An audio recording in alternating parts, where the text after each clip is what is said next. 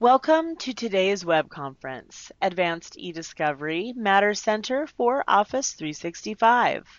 I'd like to turn it over to your presenter, Michael Pensaroli, National PTS, Microsoft. Michael, you now have the floor. Thanks, Kendall, and good morning or good afternoon, depending where you are in the United States. So welcome, partners. And I'm really excited for our April call. Today we have two great topics for you as we kind of continue on our focus kind of more broadly E5 and kind of specifically the next couple of months around people-centric compliance. And we're going to be talking about Advanced eDiscovery and the Matter Center today. And it's great, right? Because we've heard a lot of our partners, they are starting to understand kind of what's in the box of E5, but we still hear many partners are still, having a hard time articulating what exactly is in our Advanced eDiscovery offering. And so I'm excited to present some of that content today. And then also on the Matter Center, I think what we probably have on the call are partners that aren't really sure about what the Matter Center is, and yet there's another handful of partners that are very well aware of it, but kind of wonder kind of what had happened to it. And so I'm really looking forward to our briefing today. We've got great presenters from Microsoft, which I'll introduce in just a little bit. But first, I just wanted to give those of you who are new to our community just a quick welcome and make sure that you know how to sign up. So I don't believe this deck is available for downloading yet. I will make sure that it is posted, but you can use those vanity URLs to be able to sign up, to be able to read our blogs where you're going to find information around how to build your Office 365 practice, and that's the US blog, so you also find information around CRM and Azure as well. We have a very active Yammer group that's just for US partners in Office 365, and you can see the AKMS Join Office 365 Yammer. And then we also have a newsletter that comes out about usually once a month around maybe the 17th or through the 20th. And you can get information on service news, and because it is for U.S. partners, you'll get also information about events that are happening locally and around the country and so on. So encourage you to join that. So without further ado, I would like to introduce our first presenters. We're very fortunate to have Nishan DeSilva with us, and he is the CTO of Corporate, External, and Legal Affairs here at Microsoft, and Bristol Whalen, who's the project coordinator. And so I'll just go ahead and turn it over to them, and thank you very much for being on the call with us today. Thank you, Michael. Good morning, everyone. Really excited to do a quick presentation for you on Matter Center for Office 365. Just to give you a little bit of background about myself and Bristol, I'm responsible for our technology solutions in our legal department that spans across the globe with over 65 countries, and we have multiple systems that our legal and business professionals work on. And as we innovate solutions inside the organization, we've also realized that there are some solutions that are really applicable not only to our own organization, but to our other enterprise customers and other law firms and law departments. So Matter Center is one of them that we actually started innovating on, and we made available out to everyone to use. So this was, the journey started off with Matter Center, was really around our leaders looking at, we had two scenarios. One was we wanted to make this available because we wanted to show some of the design patterns that we were taking advantage of Office 365. If some of you were to listen to the Build conference when Chi Lu was talking about the new Office apps, and Yina Arenas, who was actually presenting the Office model. Yina was one of our partners who we work very closely with the Office engineering team. So some of those innovations of the Office app model really came about from partnering to figure out how do we take advantage from an internal legal department and innovate on some of the modern technologies that Office 365 offers, and that's how Matter Center was born. As we started looking at Matter Center, every time we look at how we build solutions, we always look at challenges that we are running into. So when we started looking at collaboration was a pretty big challenge for us when we are working with each other, when we are working with our partners, working with our own clients. That's the 100,000 plus folks across Microsoft that our legal department has to work with. It's interesting, even for us being a legal group, we saw the same challenges that you may see in your verticals and other industries about folks using email as a document management system and storing them in files. And I think we needed to really, that was a big challenge that continued on from the world of on-prem to the cloud. Also version control. So some of these are very familiar to you about, we talked about sharing, talked about using a C drive as your document management system. And the other things that were really important for us, imagine version control had to be seamless, not make it a forcing function. So as we looked at these challenges, we said, what were the key scenarios as we went through requirements and feedback, the capabilities that we wanted to enable. And it really came about, but these were some really important ways that Matter Center really focuses on findability, be able to not only find a project or a matter, be able to find documents, very easily take advantage of OneDrive for Business and do an internal share. How do we take documents offline? How do we simply, using the app model with no code on the desktop, can we do a simple drag and drop from Outlook into SharePoint? So those are some of the things that we enable with Matter Center that Bristol's going to showcase to you in a few minutes. So when we looked at these capabilities, what we were trying to do was really about everything we centered around Office 365. So, and when you look at Office 365, there are so much collaboration capabilities, and we looked at what Matter Center did was we ignited specific scenarios that really brought up the power of the tool and the platform, and really said what were the business scenarios for legal that we needed to enable. That's how Matter Center was born. And then we said we wanted to look at a couple of experiences that were really concrete, how it was important for us to really look at the power of this solution coming alive. So if you go to the next slide. Great. And so the experiences we really focused a lot on was that Outlook experience. Our lawyers live in Outlook. That's where they start their world, they end their world there. And we also want to make sure from an authoring point of view how quickly we can access the Word app, and then also created a couple of dashboards that really bring the power of Office 365 and SharePoint together. So you'll see that today when Bristol demos the solution. Let me take a quick pause about the solution and tell you a little bit about the architecture, because we are talking to this partner group. The way we created the solution is really about taking advantage of the Office 365 platform, but some of the intelligence and the business rules that we really created to optimize the experiences that you are seeing and some of the business rules and igniting those scenarios, we actually have some of the business logic actually sits in Azure. So as you deploy this solution, I'll talk about that we did make this solution available on GitHub, and Bristol will show you that site at the end. We have made this solution open source, and we made it available for every one of you to be able to go in and download and start using it. And I'll talk about our commitment and our roadmap and how we continue to evolve. This is not a one-time thing where there seems to be a pattern or a lot of feedback we've got saying Microsoft puts things in open source when that's the place where software goes to die. And this is actually, as you have seen our company transform, we as a legal department, this is one. Already actually we have two solutions out there on GitHub. This is Matter Center and also one of our another solution called Clause Library.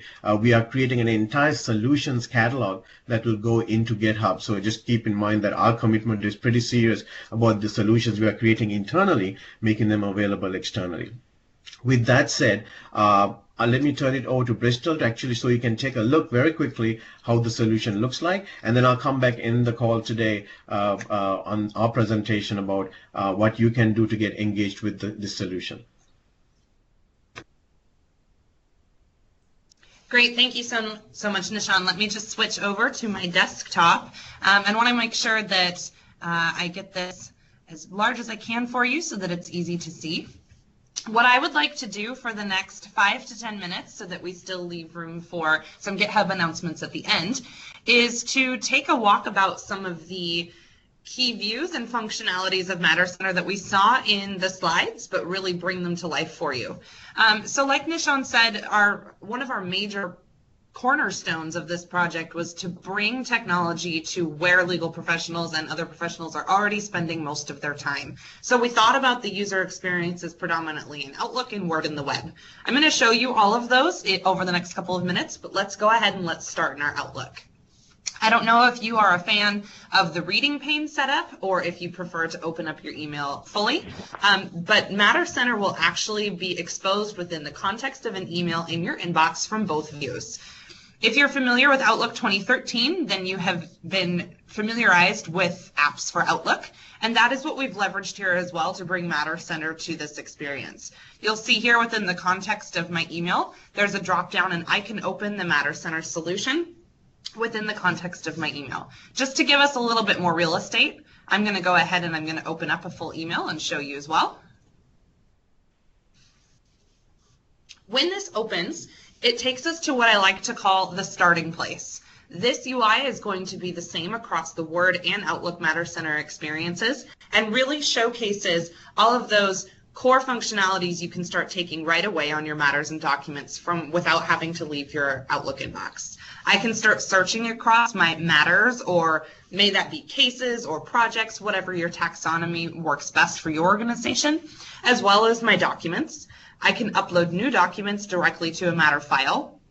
We've also created the capability to provision a new matter directly within Outlook and in Word, saving you time from having to go to a different application to provision a new matter or project.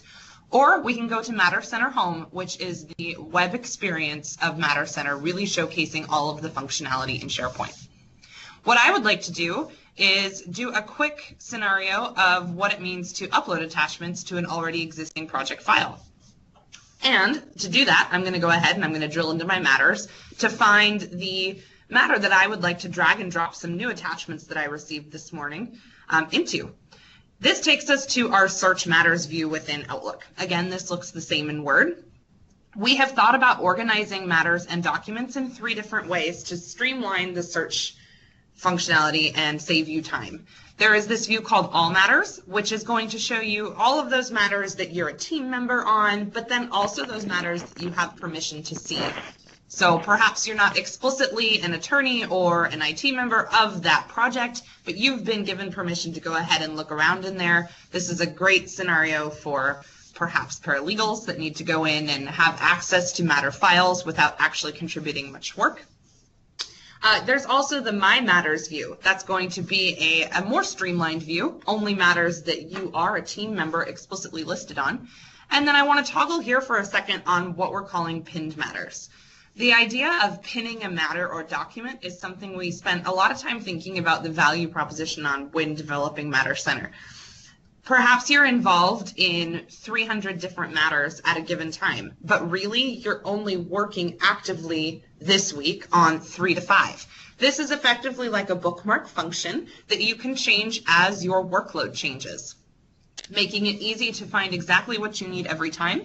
Once you pin a matter or a document within any of the experiences of Matter Center, Word, Outlook, or the web, it will show up across all of the different experiences seamlessly, allowing you to go ahead and interact with these matters and change it, pin it, unpin it as your workload changes. You can also see I exposed in this More Options menu here in this search view some really easy user actions, and the one I want to look at now is uploading to this matter. I have created a demo matter for our call today so that we can show you what that looks like, what the matter details look like. I've chosen to drag and drop emails directly from my Outlook inbox into my matter folder without leaving my Outlook application. And as I've done that in Outlook, it's pulled up this drag and drop experience that's really intuitive. Something special to Matter Center drag and drop functionality from Outlook and uploading to Matter files is that depending on the context of the email you are in and accessing Matter Center from, it will automatically populate your items list. So you can see that my attachments that are present in this email that I've accessed Matter Center from are here and ready to be dragged and dropped into the whatever Matter folder I have elected from within this particular matter I've chosen. And I can simply drag and drop into the folder I wish. I could also rename my attachments. And when it's done, Matter Center will let me know that the upload has happened successfully and also remind me as to which folder I've just dragged and dropped that into. That's one of the key use scenarios of Outlook. And with that, let's now move over to the web so we can see those files we just uploaded and continue our walkabout of what Matter Center looks like. This is what we like to call our matter details view.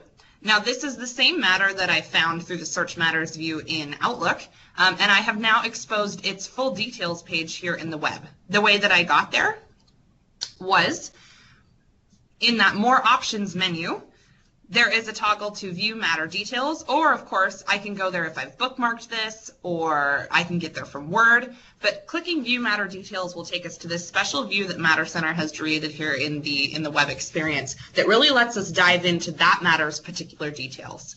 You can see I have matter profile information, I have the ability to pin and unpin from the web experience as well, and I have access to this complete matter library. Now here's those folders that we just saw in Outlook. I could drill into documents, and I will be able to see that about a minute ago, I went ahead and I uploaded attachments from Outlook, and it is now present in the Matter folder. What's great about this is that now that they're part of the Matter folder, I know that whoever is listed on my team, and currently that would be just this demo profile, now has access to those files right away. They're no longer just sitting in my inbox, but everybody can get to work, start securely sharing and collaborating, and have access to all those matters. We have this fancy team view up here, which shows you not only who's on the team, if there has been anybody specifically conflicted out of the team during a conflict check, which is something you can do during matter provisioning, specifically block a user. If you have permissions, let's say perhaps your workload changes and you need to add someone new, or you need to promote their type of permission from contribute to full control, you can do that from this view as well within Matter Center. You can elect their role. You can configure these roles based on a taxonomy that works for your organization. We also thought a lot about, as Nishan was mentioning during the presentation, how to bring some of those broader Office 365 functionalities to the Matter Center experience. That is our goal, right? Is to bring that all in one place, really be that connect the doc type of function. What we've done here is showcased a couple different ways here on the Matter Details page. The power of OneNote, keeping everything paperless and being able to create and share team notebooks, is something we really wanted to highlight, particularly with a legal vertical scenario in mind. The use of OneNote is getting ever more popular among legal professionals, and what we've done is automatically create a Matter OneNote for every new matter created in Matter Center. Everybody on that team has access to it. They can organize their notes, resting assured that everything is automatically synced, easy to share, and you can implement templates and take advantage of the full power of OneNote. Another Office 365 call-out moment, perhaps let's think about that scenario that Nishan was talking about of being able to collaborate and work offline, say if you're going on a flight. We have leveraged the power of OneDrive for Business technology to be able to sync an entire Matter library to your local machine. I will go ahead and do that now. What that's going to do is allow me to see my Matter folders and my Matter files within my own Windows Explorer and be able to access those, work on them offline, resting assured that once I rejoin an internet connection, it is going to sync my files back to Matter Center. You can see the little green check mark here, knowing that those changes have been communicated to my team and that we continue moving forward. Let's take a look. We have that same type of menu function here in the web experience as we did in Outlook. Let's look at what that Matters search view and the Documents search view looks like in the full web experience. We tried to keep the learning curve pretty low here, wanting to make the UI simple and user intuitive across all of the places that Matter Center lives. So you can see that capability to pin and unpin, these three different views, all, my, and pinned. You'll see that Documents looks it's set up very, very similar, with the ability to also expose one other view that I'd like to showcase as we close out this demo.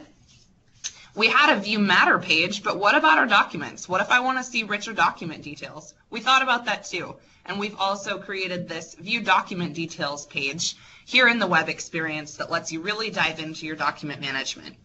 This is one of my favorite pages here in Matter Center because not only do you get this great rich preview, but you get a further snapshot, deeper details into your complete file properties, not just who's the parent client, what's the file title, but is it checked out to anybody for editing? When was it created? What practice group does it belong to? And who has access to it? Is it just the team or has it been shared out externally?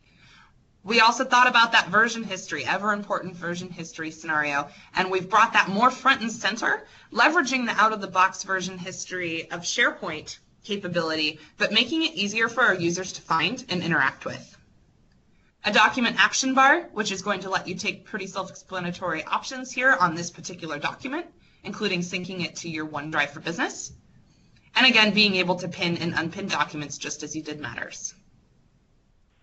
I have the word view up just so that you can see there's that same familiar starting place, the same capabilities of searching across Matters and documents, uploading attachments, provisioning new Matters, and really diving into your Matter and document details from Word just as we saw in Outlook.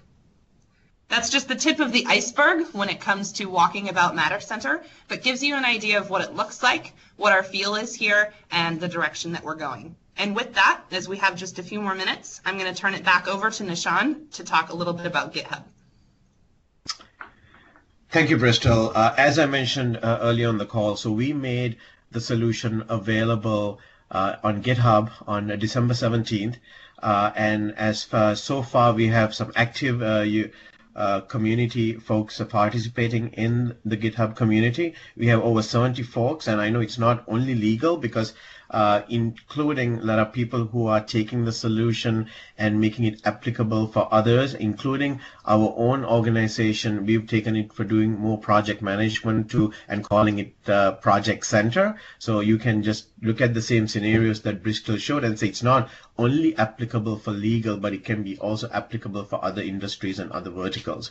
And we will continue to update the code up there as we deploy code internally. We are making the process that we've set up as we deploy code to our UAT and production environments. We also make that code available in GitHub. So there's an entire process that we have that's going on. We do have about 20 partners right now that are working very closely, but we are so excited to talk to this broader community. If you have any questions, and Bristol, would you mind just showing folks the GitHub website so people know how to get to it?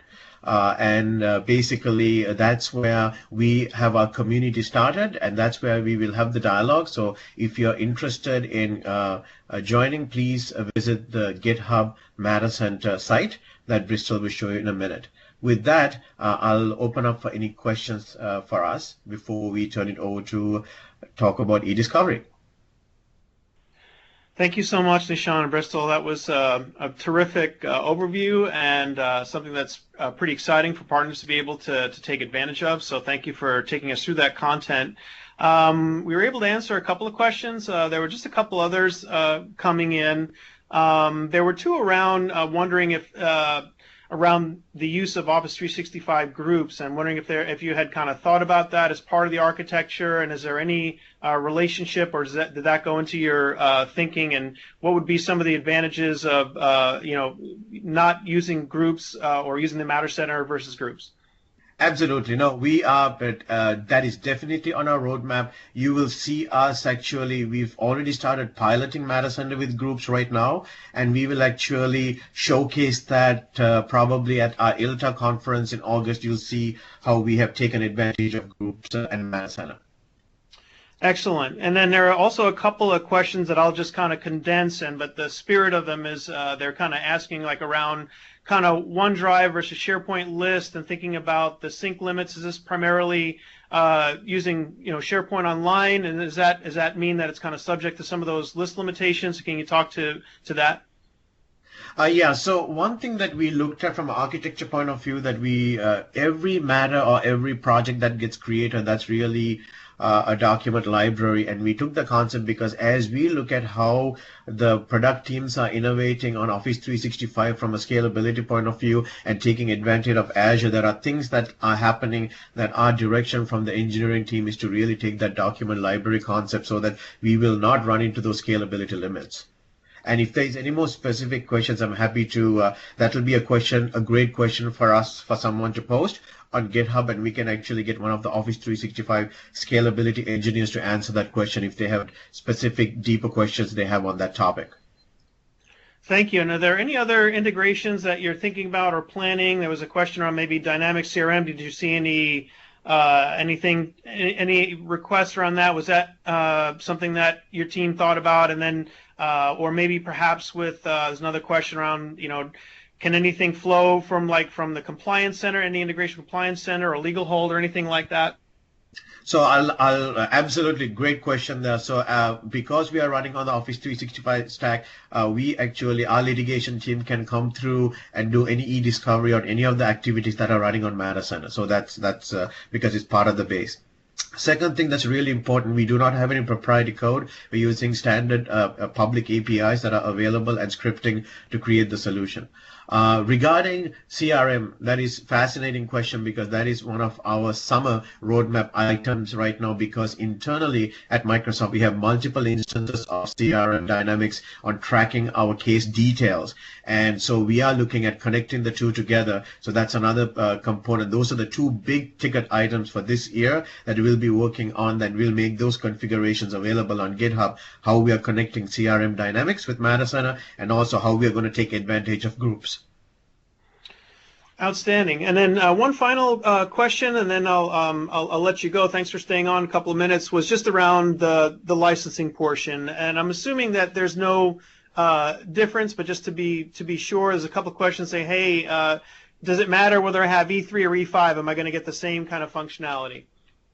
I think the only difference between E3 and E5 is that I know that we also take advantage of Power BI and do some advanced analytics, and that's where I think this is where I'm the technology guy inside a legal department who does. I'm not the licensing expert, but I know that anything that you have with E3 of using Matter Center will work, but I know we take advantage of some of the capabilities comes with E5. I think Power BI may be one of those that we actually show some of the data visualization capabilities that we've integrated with Matter Center. Great. Excellent. Well, thank you, Bristol and Nishan. That was really terrific. I appreciate your time today, and I know the community does as well. So thanks for sharing that with us. Thank you. All right. Well, so now we're going to turn things over to Marshal Hagen. And Marshal is a program manager at Microsoft for eDiscovery on the archiving, eDiscovery, and devices team.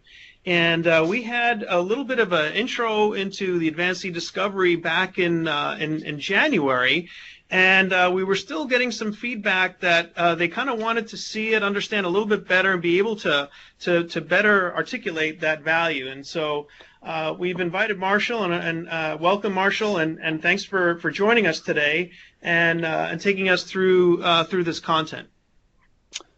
Thanks, Michael.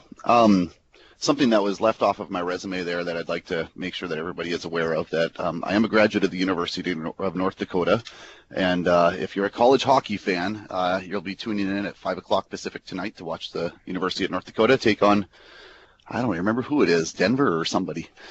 So something to look forward to, and something to keep in mind this evening. So eDiscovery, it's you guys have already learned a little bit about it. Michael, I'm not seeing the presentation up here. Is there something I should be doing? Did you take over as presenter, or do you see that, or are you just seeing the? I guess maybe they stopped it. So maybe let me. Yeah, I'm not seeing that. Let me bring it up, and then you can just go ahead and take that over. There we go. So while this is loading here, as Michael mentioned, you guys have had a bit of a deep dive into eDiscovery and what it is, and I wanted to just start off really quick, go through a quick refresher of what eDiscovery is for anybody who wasn't around here or who wasn't here in January, and then we'll take a quick look in what's in Office 365 to support eDiscovery. And then we'll go through what the big part here of what I want to talk about is some demos, and show you a couple of things that we have that are in the pipeline and will be able to are going to be released for general availability in about 3 weeks. And then we'll take a quick look at some search technology, as well as inside of the Compliance Center, and then the advanced eDiscovery, and we'll make sure there's some big talking points that we have there. So what is eDiscovery? It's the identification collection and production of electronically stored information. I'll throw something out there. Sometimes you'll hear the term ESI thrown around. That is electronically stored information. That's more or less the technical term that comes from the federal government. So it's all electronic information, anything in the email, anything that's on SharePoint, anything that's on your hard drive for that matter. And the trick here is that we have to deal with so much data these days. You know, back in the days of, you know, when I first started in the industry in the early 2000s, I remember when a gigabyte was a lot of data and it took forever to process a gigabyte of data. Now we process gigabytes of data in seconds, if not minutes. And now we're starting to deal with how, you know, on the order of terabytes of data, you know, per day that we have to work with. And so the challenge keeps getting bigger and bigger as the data sizes increase.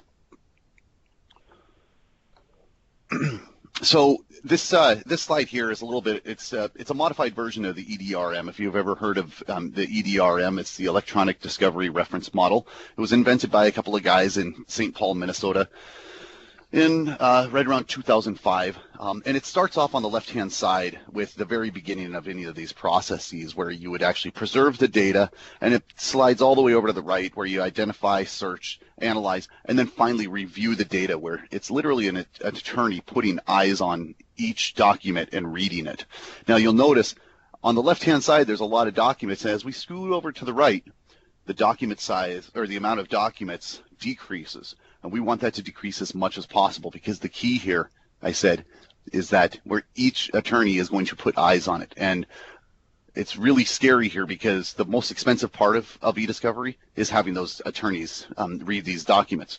They even their contract review attorneys run between $30 and $40 an hour, so it can skyrocket your eDiscovery costs really, really quick. So the more we can do to cull and decrease the amount of data up front, the better off the more money we'll save going down the road. So how do we simplify this process in Office 365?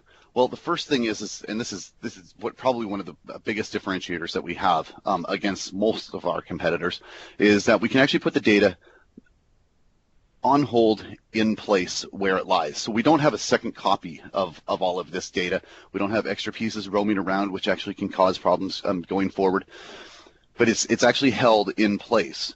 Even if a user deletes it, and we'll speak about this a little bit more, they don't even necessarily know that it's still around. And so that's a really good, it's useful if you're in investigations and people can't really just, you know, hide things away. We do the search, analytics, and everything right in place. And it happens across the service, whether you're in SharePoint, Skype for Business, OneDrive for Business, and even Exchange and public folders. A little bit more on the in-place hold. Like I said, it happens with or without the user's knowledge. You can certainly tell somebody to say, hey, you know, you're on hold, so anything you actually delete will be preserved, or you don't even have to tell them. And that's, like I said, that's very, very useful when you're in an investigation where you don't want them to know that something's up. The next big thing is the search. We have real-time searching, so you can search at the data. It's indexed within seconds of when the email is transported into somebody's mailbox, or when an update is actually posted to OneDrive. It's almost searchable immediately. We can quickly find that relevant data through proximity search. It's a very rich search syntax. So it's pretty common in the legal industry, as well as a lot of fields and metadata fields that you can search on. And last, export. We can actually get the data back out of the system to push it off to a third-party review tool, or you know, one of the most common things to do is to dump the data out to a PST, so you can have an attorney just read it out in Outlook and make decisions there. Now, the part that I really wanted to focus in on here is the advanced eDiscovery and analytics. And I would just want to kind of do a quick run through of what is offered there. And so if there's something you want to really remember from this presentation, it's these 4 pillars. Okay, first of all, the clustering. You'll see these show up as themes. And really what it happens is it takes all of the data that you've started off with in Advanced eDiscovery, and it's unassisted machine learning. It goes in and it looks at all of the data, it groups it together, and then it surfaces the most common theme of those. So this is really great for investigation when like you have an attorney who really doesn't know much about the subject matter, and they're actually going in to learn, and you can start to pick up on nuances that otherwise might not be very obvious from the beginning. Okay, so that's more of an investigation tool. Now, near duplicate and email threading, these two are data reduction tools. Near duplicates looks at all of the documents in a data set and finds the ones that aren't exactly the same but are just a little bit different. And what the great part is there's oftentimes in organizations you'll have contracts, and you'll have one base contract that everybody starts with, and then it makes little edits. Well, you can have hundreds and hundreds and hundreds of these. You can imagine, like I said, attorneys actually have to put eyes on each, or oftentimes have to put eyes on each side in one of these documents. Well, if we can actually cluster all of those near duplicates together, and then instead of having to have them read each one of them, they can read one of them and then just start looking at the differences. There's a huge time savings that you can recognize from that. All right, email threading. So email threading, it exists in Outlook and it's pretty good. It does a really decent job, but it doesn't really work when you're spinning across spanning across mailboxes. So email threading, what it does is it looks all of the records that we have, all of the emails specifically, pulls together every single thing that's in a thread, and it doesn't stop there. That if we stopped there, it would be great, because then you could have somebody read it and they would be able to not have to switch between threads and emails and lose their context. But we actually take, and I'll show you a great demo of this, we take out all of the duplicated information and we throw it away, so that you have the most inclusive message that has all of the content. So think about the case if I was actually, email back and forth with Michael, 100 times. Starts off, you actually have 200 email messages from that, because you have one in each person's inbox and one in each person's sent items for each message that's sent. Once we're all done, if in the most simple example, one of those messages we can choose would actually be inclusive of all of the other messages. So you end up with, a 99.9 or 99.5% reduction of data there. So that's the idea there. Now, predictive coding, it's been around since about 2010. It's a machine learning algorithm, and what we do is we take our smartest people, the people who know most about the subject at hand, and they find documents that represent really what is relevant to the topic. And we using the computer, they train the computer, and there's a whole bunch of balances and checks, and we'll go through this really quickly. And as the computer gets smarter and smarter and smarter, it's able to find the correct documents. I've been actually playing around a little bit with some different data sets in the last few days, and it was funny because I introduced a number of documents where it was so they were so different than the other documents that it was 100% accurate all the time after even just a short period of training. So you can get really, really great reductions in data. Oftentimes you'll use predictive coding instead of using search terms. If you're familiar with that, it's an alternate culling technique. Certainly there's times when you could use search terms with predictive coding, but it's generally looked down upon in the legal community. So with that, we're going to start off with a quick demo here, and let me get hopefully the correct desktop shown.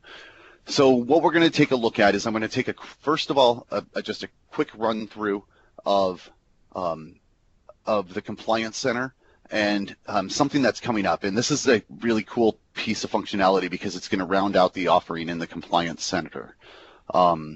Michael, can you see my screen? I can see the slide. Here it comes. It's loading in the window now. Okay. So I will let you know once that's live on the stream, but it is loading. Okay. Good. Let me make sure I have the right one here.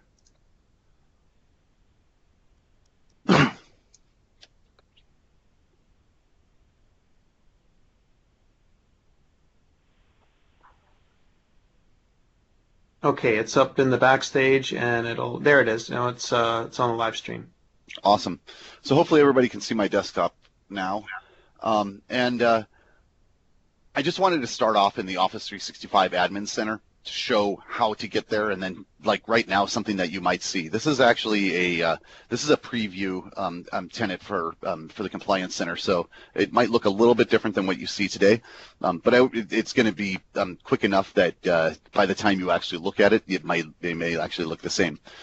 So the way to get to the Compliance Center, and this just changed last week. It used to say compliance. Now it says security down here under admin. You click on that and you will be brought to, in this case here, the Compliance Center. Now you can actually switch over to, we're changing the name. It's actually going to be called the Compliance and Security Center. It was called the Protection Center for a little bit of time. We're changing the skin on and the user experience on this. Really no change on the back end. It's all the same architecture built on the commandlet and PowerShell experience that we have. And you can actually come in here and you can look and you can do your searches from here. Now, I'm going to switch back to the Compliance Center here. And we're going to just create a quick case. And like I said, the reason why I want to show this is going to be released in about 3 weeks. It's all checked in. It's in deployment right now. So today is 4/7. Oops. There we go. So you can actually create a case, and I'm going to point out I get an error message here. We'll just ignore that error message for right now. The case should have been created. Here we go. And the case is actually what it represents is a container for all of your searches, all of your data, all of that. And it's pretty typical to have a concept of a case inside of an eDiscovery tool. So that should be nothing new if you've ever worked in eDiscovery. The first tab I do want to call out here is holds. So we can create a brand new hold. My test hold for today. And we can start putting mailboxes on hold. And I know there's this guy. Oh, there's this guy out there named Marshall. So we're going to put his mailbox on hold. This guy, he gets his data put on hold a lot. So that will actually put his entire mailbox on hold. Some things that are coming in the future that you can speak to is that not only are you able to put the mailbox on hold, or an entire mailbox or OneDrive for Business or SharePoint site on hold, but you can also apply query parameters and also date ranges. All right. Then we can come in here, we can do a search, and my test search. One of the great things about search right now is you can search all mailboxes and all SharePoint sites, regardless of the size of your tenant. It will search everything. We have cases where we searched over 900,000 mailboxes. One word of warning: that search did take about 45 minutes, but it did complete. And in one case, I actually I did a search inside of a tenant with a customer, and we searched 167,000 mailboxes. And how many? There was 76 terabytes of data returned because we searched for the company name. So it was kind of a fun little test. So you can also search all of your public folders. I don't know if there's any public folder content here, but I'll just search for the word test. And we will wait for the paint to dry. There we go. And this search, in this tenant, there's only about 10 users or so. So this search actually runs pretty quick. It's just a matter of seconds. And you can see it's already returned 10,000 items, a half a gig of data. And then we can turn around and export that data. We can export everything. We can export just the unsearchable items. There are cases where we're not able to index some items. Most of the time it's because they're password protected, encrypted, something we just can't get into. Other times it's if an Excel file is enormously is an enormous size, we can't. Also images, we don't index anything more than some of the metadata, like the file name and stuff, and so we actually consider those unindexed. And so you can download those, and that comes with this option here. But in this case here, you can actually click and start the export. I'm going to skip it because I want to make sure that I can get back to this in the next couple of minutes if I need to. All right, so that's about cases, and that's an offering that's going to be here in about 3 weeks. I did want to take you through the process of a search and how we would present that data into Equivio. And so here I have a few searches. It's the same experience where you can actually do your searches here.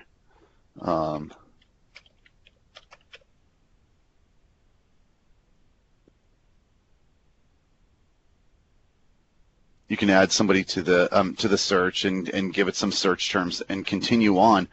Now, once one of these searches is done, in this case here, I have the search named partner demo.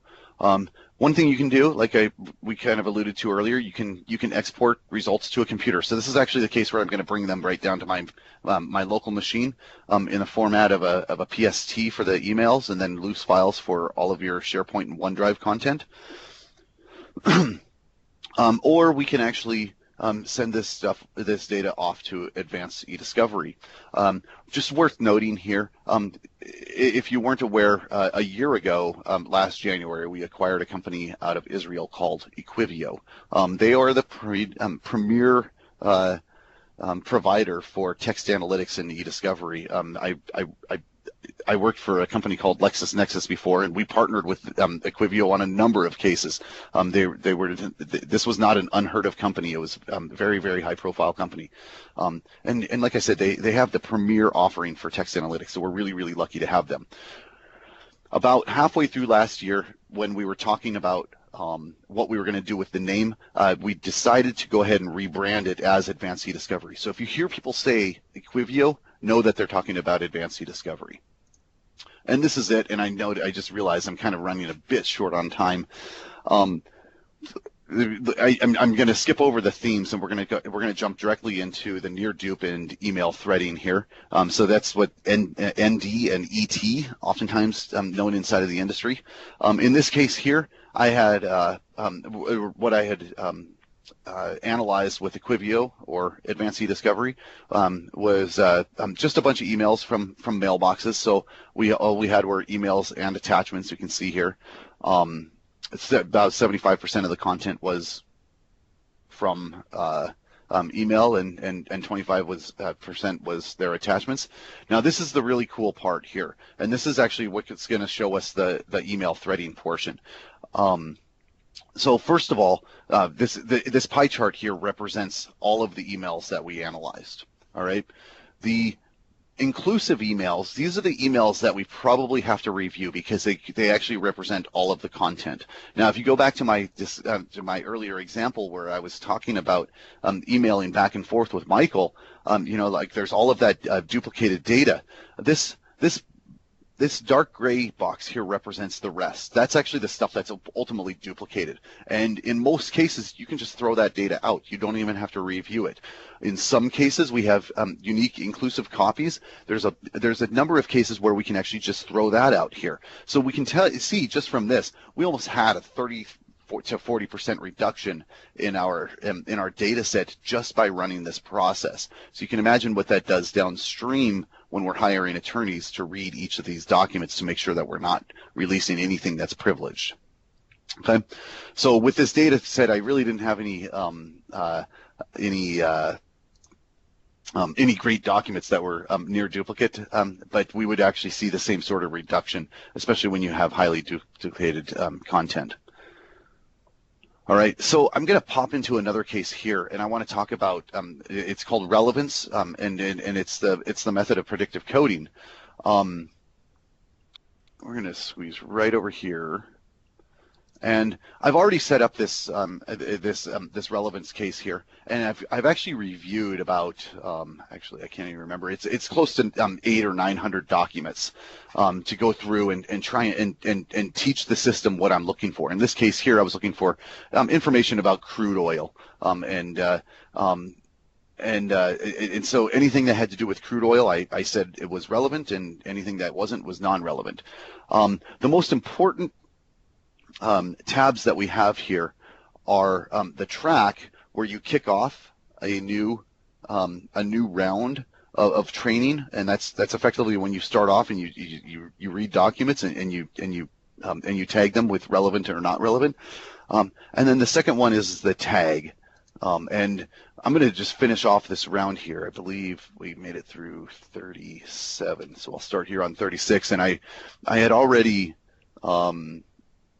classified this document as responsive, which is the R. And we have another one here that this one is also responsive. And so we'll say responsive, and this one's probably not responsive, and not responsive. And this one here is responsive. Now, it's really cool because the system has gotten so smart. It's actually given me a lot of the ones that are responsive and starting to say, hey, and actually checking my work to make sure that I really know what I'm doing. One of the things about predictive coding that's really exciting is that we're finding that in some cases, predictive coding is, is orders of magnitude more accurate than search term culling. So the last thing that I want to show off here is that when we get into the decide screen, we can make decisions about how much more data we need to review to really get our bang for the buck.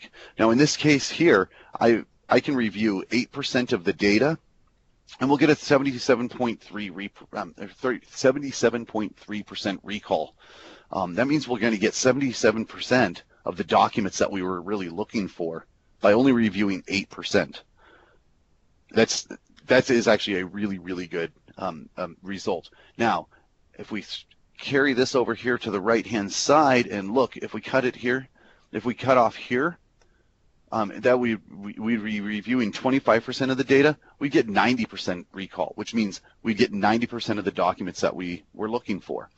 That's extremely good. Now, obviously there's a point of diminishing returns that, let's say, when we'd have to review 34 just to get 95% recall, and you'll notice that it really never gets up to 100% until you would actually review all of the documents. Even then, a lot of errors start to come into play, so 100% is actually really unrealistic. And then at the very end, you can export this data back out. We do support the EDR and XML files, as well as a number of CSV formats and DAT formats, so you can actually get them into your favorite review tools for your contract attorneys, such as Recommind and K-Kira's Relativity. That's all I got. Thank you very much for the time. I really appreciate it. Well, thank you, Marshall. That's great. I appreciate how you kind of explained those features early on and were able to kind of give us a peek of how that materializes within Office 365. So thank you for that, and thank you for giving us some sneak peeks into to what's coming. Just a question or two, and I know we're getting to the top of the hour, but where are we, do you know, in terms of being able to discover Yammer threads? I know there was always some custom solutions that we had to do, and are we making any progress there on being able to discover Yammer threads? Yes. Right now you can do, we have third-party integrators that will get the Yammer, as well as a whole bunch of other social media feeds, whether it's Facebook, LinkedIn, and it's kind of like a reverse journaling system. You think about how we used to journal out to like Proofpoint and eVault and things like that. Well, these guys, they were actually taking this information and pushing it to those providers. Well, they're actually pushing that data back to us, so you can get the Yammer and all of your other social network feeds that you would want. It goes into a mailbox, and then you can actually search those right there and then in real time. Great. And also, this is all based on SharePoint search, right? And so just some kind of questions around that. Is there anything they can kind of do to maybe apply more resources and speed it up? I guess that kind of depends on where your search farm is that right? So this really isn't SharePoint based. This is the Compliance Center. It's actually based on Exchange Online Protection in that fabric. For being able to speed it up, it's actually relatively quick. I guess it's not Bing fast where you get your results immediately, because we do have to go out and figure out where these things are and where these indexes are and be able to wrap them up and pull them back. But most searches actually, if you're dealing with an eDiscovery case and you have anywhere between 20 and or between 2 and 25 litigants, we can search their OneDrive and their email in seconds. You'll get your search results back in 20 to 30 seconds. The ones that take a little bit longer are when you're starting to is when you're searching your entire organization. Like inside of Microsoft, there's 120,000 mailboxes in our multi-tenant environment. And those searches take about 20 minutes. Things like I said, I worked with a customer and we searched 160,000 mailboxes, and that was about 20 to 25 minutes as well as we had one where it was an EDU partner, and they searched 900,000 mailboxes for us, and that took about 45 minutes. But considering the just all of the other overheads, that's typically pretty good. Very good. All right. Well, again, thank you so much. There are just a couple of other questions for those of you who had posted a question and didn't get that answered. And what we will do is we know who asked the question, so we either follow up with you directly or we will make a post on our Yammer group to respond to that. So with that, I'm going to turn that back over to Kendall. And Marshall, thank you so much for sharing that with us today. Really appreciate it. I know our partners appreciate it. Thank you very much. Your feedback is important. We hope that you found today's information helpful. If you could take a few minutes and let us know by completing the short survey that is over in the messages panel on the left side of the viewing console, we'd greatly appreciate that. You can access the web conference recording via a link that will be delivered within 72 hours post-conference. I'd like to extend a thank you to our presenters, Amanda, Michael, Marshall, and Nishan. This concludes today's web conference. You may now disconnect.